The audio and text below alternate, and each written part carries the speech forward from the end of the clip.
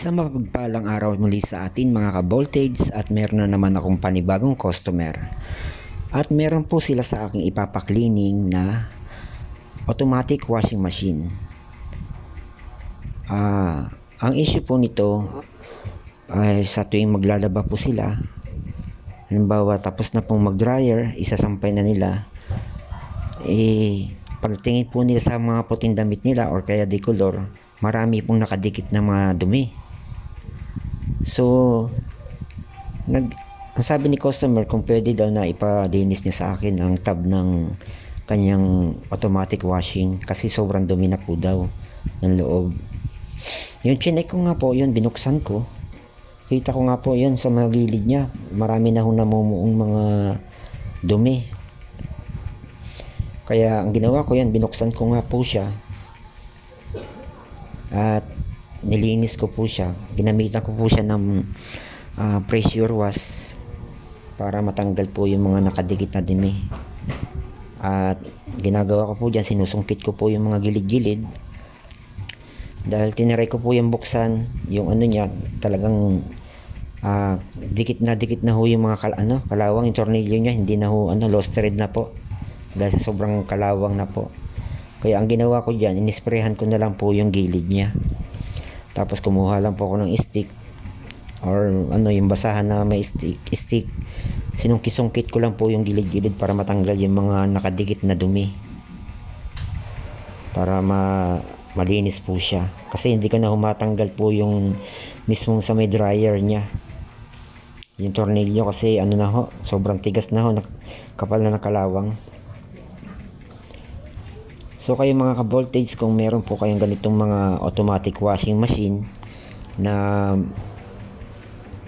pag maglalaba po kayo, halimbawa tapos na kayo maglaba, isasampay nyo na po siya, makikita nyo po na nakadikit na ho yung mga dumi-dumi sa mga damit nyo.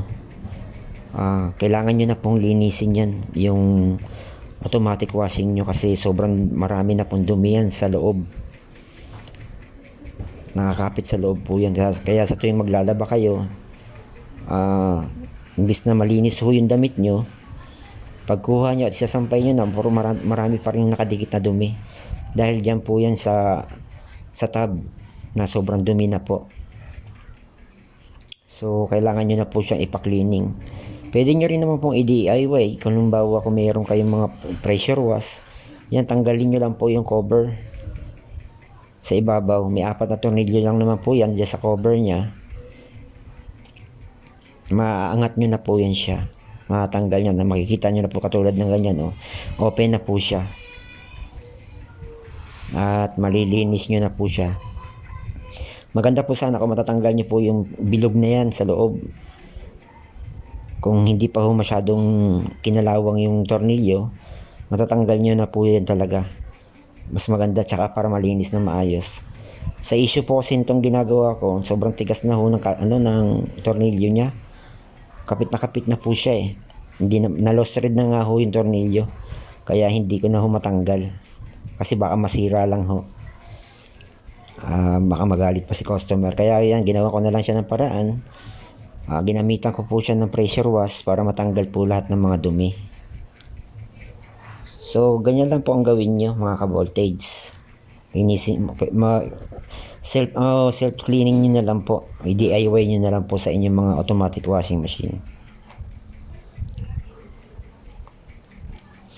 Yan nga po, after po na pagkalinis ko na yan, nilagyan ko ng tubig, tapos minanual drain ko. Yun nga, lumabas nga, ang dami mga dumi-dumi. Tumigas na yung dumi sa loob kasi 6 years na daw itong ginagamit ni customer kaya siguro dami na rin dumi na stock. So mga ka-voltage, sana po meron po kayo nakuhang idea sa video kong ito, at paki-like po at saka share, and paki-follow po ang page ko. Paki-share niyo na rin po para aware din po ang iba kung paano maglinis ng automatic tab.